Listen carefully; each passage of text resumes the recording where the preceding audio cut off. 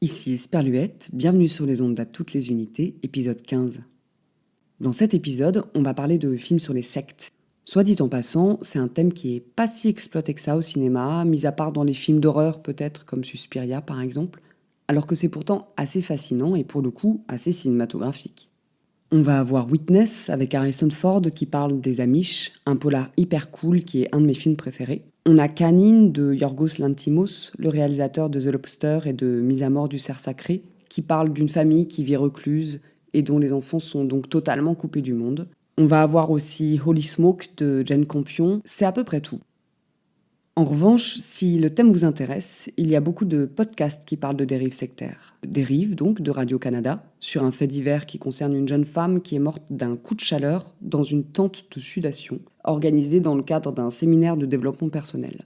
On a aussi 2 épisodes de Code Source, du 24 et du 25 juin, sur une communauté appelée La Famille, dans le 20e arrondissement de Paris, et on va avoir Gourou de Cybèle, pour n'en citer que quelques-uns.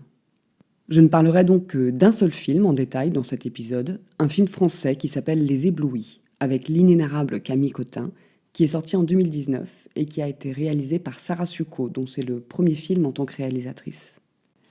C'est l'histoire de l'enfance et de l'adolescence de Camille et de ses petits frères et sœurs, dans une communauté qui se révèle donc assez rapidement être une secte. Leurs parents au début sont des gens assez sympas et standards. On voit que la maman est pas hyper satisfaite de sa vie. Professionnellement, c'est pas la folie. Les 4 enfants, a priori, c'était pas forcément le plan. Et un jour, en sortant de la messe, ils rencontrent un groupe de personnes très accueillants qui les invitent à déjeuner avec plein d'autres. C'est dimanche, il fait beau, c'est sympa. Alors, ils ont des rites un peu spé, plus ridicules qu'autre chose a priori, mais en même temps, il y a une ambiance vraiment bon enfant. Et petit à petit, on voit bien que derrière toute cette façade éventuellement sympathique, se dessine doucement ce qui ressemble très fort à une secte. Les méthodes utilisées pour retourner le cerveau des gens, notamment les souvenirs induits par exemple.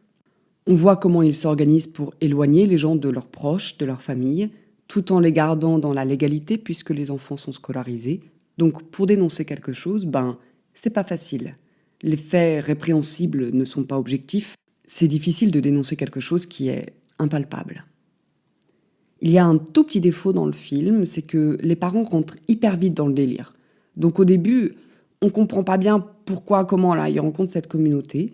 En revanche, on comprend très bien ce que ça leur apporte. De l'écoute, de l'entraide, des amis, un boulot. Il y a aussi tout l'apparat, le grandiose, le spectacle, avec des scènes qui donnent un peu le frisson là, parce que oui, d'un coup c'est magique, c'est collectif, on est tous ensemble, on vit un truc supérieur. C'est pas toujours facile de comprendre comment des gens normaux rentrent dans des sectes complètement délirantes là, à base de Christ cosmique, et le film réussit à montrer cet engrenage-là. Le truc très fort, c'est le côté toujours plus loin. Ils ont réussi à montrer le crescendo du délire dans lequel s'enferment les parents, où vraiment, à un moment, on se dit « oulala, ils sont déjà sur Mars, quoi », et en fait, ils arrivent à aller encore plus loin.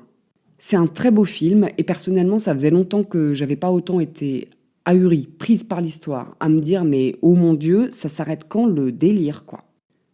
D'autant que la petite héroïne, Camille, elle en fait, elle a compris dès le début que là, c'était pas normal.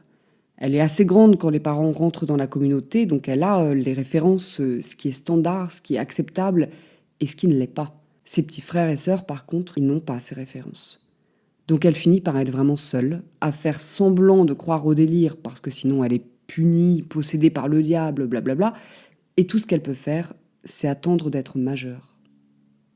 L'actrice principale est assez incroyable, elle interprète une ado crédible, pas surjouée, pas caricaturée, courageuse, un peu boudeuse, parfois agitée. Elle a d'ailleurs été nominée au César, donc bon, a priori je ne suis pas première sur le scoop.